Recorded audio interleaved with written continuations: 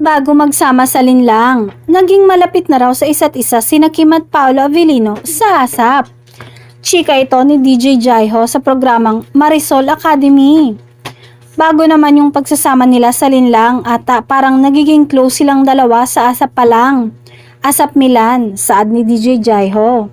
Tapos parang nagsama sila sa linlang, nakita natin na may chemistry rin talaga, 'di ba, si Victor at si Juliana.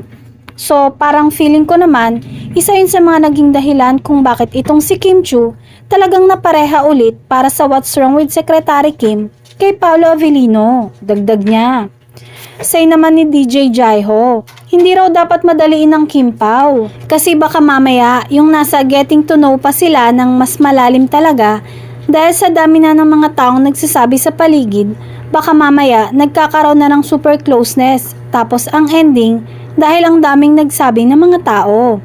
Baka masira yung binubuo nilang foundation para sa mas deeper na relationship na pwedeng pasukin, saad niya. Nachichismis na nga kasing nagkakamabutihan na ang dalawa, lalo't muling nagpartner sila sa lalabas nilang bagong serye. Unang pumatok sa mga manonood ang mga karakter bilang mag-asawa nina Paolo at Kim sa seryeng Linlang. Ngayon ay talagang kakaibang Paolo at Kim raw ang mapapanood ng mga tagahanga.